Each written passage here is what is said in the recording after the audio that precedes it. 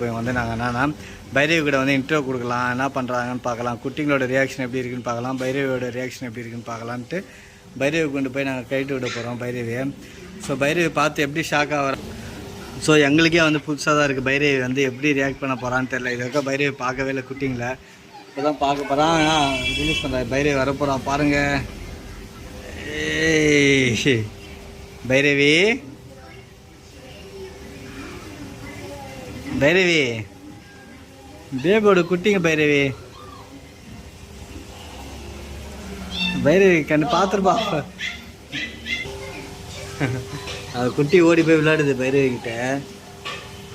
பைரவி டக்குன்னு ஷாக் ஆகிட்டு இருப்பா, என்னடா இது பேபி மாரியே குட்டி ஜெராக்ஸ்.